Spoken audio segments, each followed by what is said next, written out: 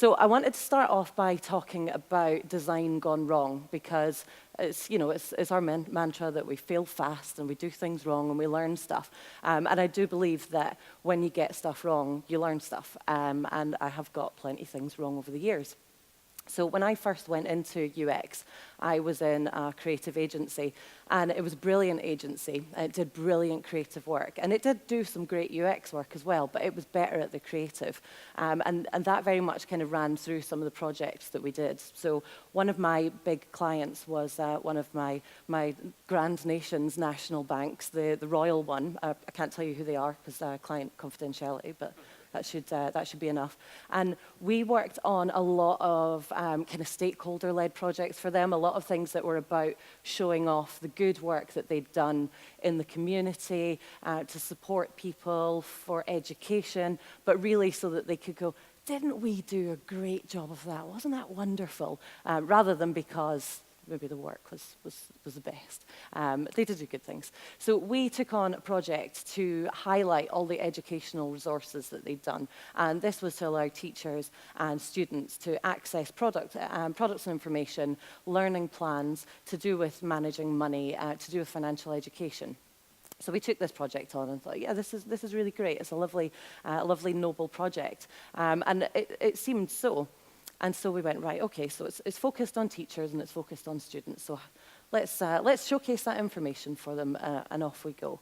And that was probably where that project started to fall apart, because we knew from the client that they wanted to focus on teachers and on students. We had no idea what those teachers or students might have wanted. We didn't know if they cared that the bank did educational resources. We didn't know where educational resources might fit into their working or educational lives. So we had no idea. We had no empathy for the user effectively in that project. And so we got going, we designed what looked lovely. There were some great icons on it. The color palette was amazing. So the graphic designers did a fantastic job on top of the wireframes that we'd kind of well considered. And then it kind of stopped. And we got it user tested. So at that point, the bank said, actually, let's chuck 25 grand at doing some user testing. And we were like, oh, brilliant, that sounds great. So the user testing happened, we hired a lab, it was a great day, and the users were confused, to say the least. They kind of didn't understand how some of the functionality worked. They kind of didn't understand what use it might be for them, what the point of the website was, and it was really bummed. Just saying, this was one of my first ever projects. I'm really, really good now. This project, it did not go well, and I think it's safe to say that at that point, we kind of thought, we're flogging a bit of a dead donkey here. And at that time, the bank said, actually, now we've got this user research that tells us people are confused. Let's go back to the start again. Let's start all over again. It's no wonder that the 2008 happened and the money went. And so, yeah, the project... And then after we'd started the redesign with the benefit of a bit of insight and research, they actually pulled it altogether. So the funding was completely pulled. So having spent however many thousands of pounds, it pains me to think of, the project went down the sink, and it was completely pulled from the table. So that is what the banks are doing with the money that they have. So what might we have done? And I think that's a really important question, and it's one that if you're sitting there as a UX or as a designer, will resonate with you, is that question of what might we do? So what might I have done with that project? Well, might have stopped to go, okay, so we think this is focused at teachers and students. So what is it that we're actually trying to achieve with this project? So you've got the stakeholder side, but if we're making this useful for people, what are we trying to achieve? Are we trying to ensure the financial education of the next generation? Is that our noble cause? Are we simply trying to raise awareness of the resources that the bank provides in that area? What is it that we're actually what's the problem we're trying to solve here? And how might we do that in another way? A website might not have been what they needed. They might have needed a comms plan. But we never stopped and had that how might we part of the process. And so it really set us off on a bad footing. And so I wanted to just explore how we might mean as we consider kind of different types of projects, because I think in agency I found, and I'm fortunate enough to be in-house now, but in agency I found I hit a lot of projects where it had gone through client servicing, the project had been sold, this was great, we were doing a website, fantastic, but when it came to actually doing the work, the UX is a prescribed set of, so we're going to do 10 wireframes. And that will be the UX part. And it really was a misunderstood discipline. So yeah, I wanted to have a think about what we do when we come onto something. So if it's a brand new project, what might we do to get understanding? And it's asking those questions. Again, it's pushing it back to what is the problem that we're looking to solve? What are we actually trying to achieve with this project? And what are the different ways in which we might go about that? So that might start with asking questions of your user group. So who are the people that you're trying to service? Who are your customers? Who are your players? I heard as one recently, the National Lottery call their users players. So who are these people and what are their needs? What's their life like? How might your product or service fit into their life? Does it fit into their life?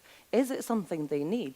Should you really be doing this? Because if you're building for something that's not actually meeting a user need, then why bother? Come up with another great idea.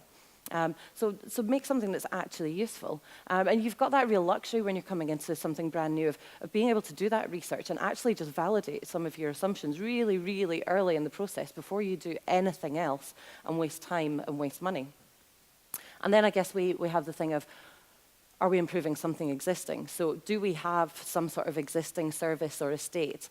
And what is it that we want to do with that? And there you have the added ability to be able to then plunder your data. So going into GA or whatever system you're using and understanding what are the pain points in what you've got just now? What actually needs to be improved? Because again, agency certainly, I've had a lot of experience of people wanting to improve what we've got. We want to do a rebrand or a reskin, and we want the website to be great now. Okay, well, what's wrong with it at the moment? What is it that we're actually trying to improve? Where are users dropping out on the journey? What's happening with the forms that we've got on site? Are people filling those out? Is that where we're losing people? Is that where drop-offs are happening? Are people bouncing when they land? Why is that? Is the right information not in place? Do we not have accurate content on the page? Is that what's sending people out of here? How far down funnels are they getting? If we see people coming through a landing page, through a product page, for example, is it the basket that's putting them off? Is there something going wrong at that stage of the journey? So really using data to understand what it is that we're doing and what's actually worth improving.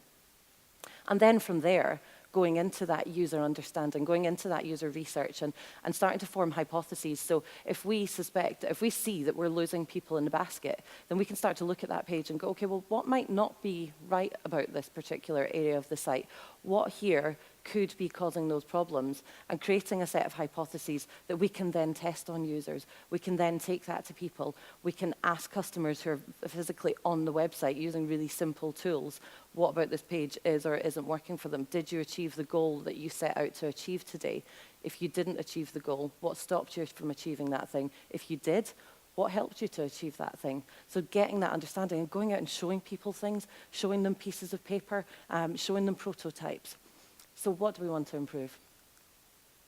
And I think the key thing for me there is kind of bringing in together the qual and the quant, and those two things together create insight. And when we've got that insight, we're in a much stronger place to actually design something useful and design something meaningful that will help people to achieve a task and to achieve a goal, will give value to them.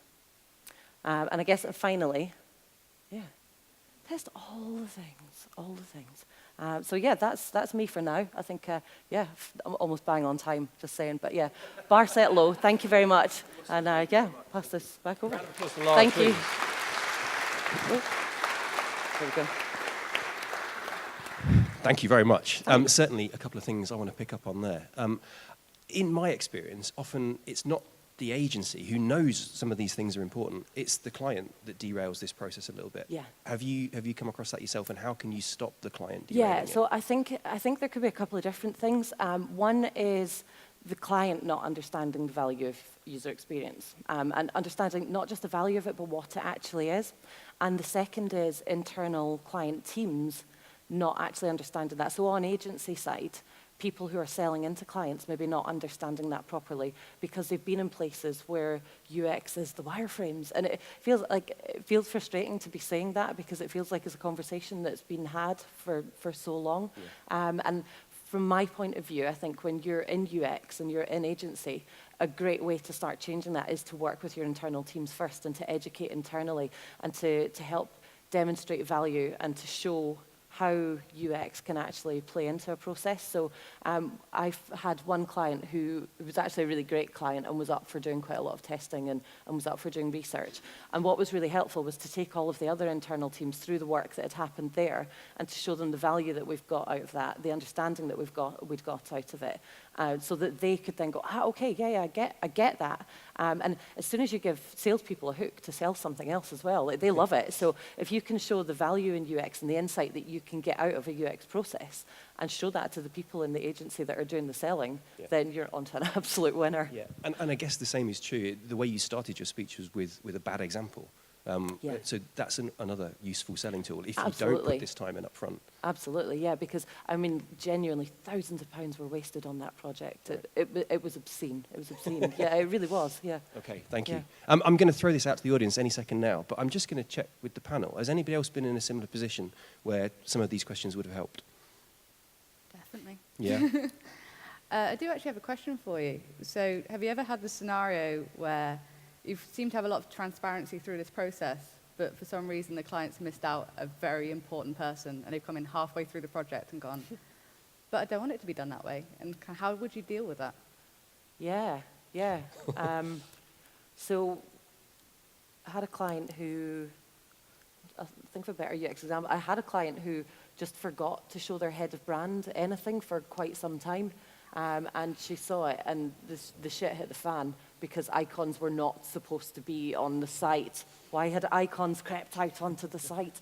And there, unfortunately, it was a case of, we're going to have to roll this back. Like, we're going to have to take it back to the iteration she last saw and then reiterate from there on the work that's been done.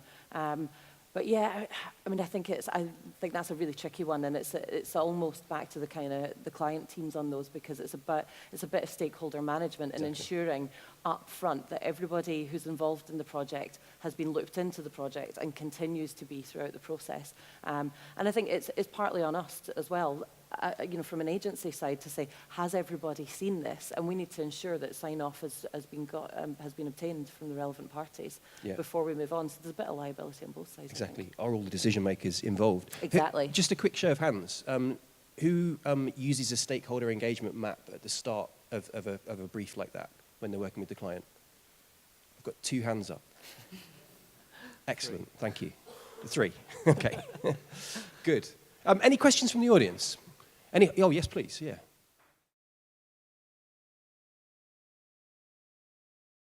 Yeah, I guess so. We were quite fortunate that we were a fairly smallish agency, and we worked really closely together.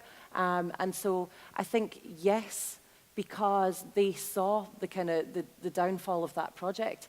I think, regrettably, it was because it was work with a really big company.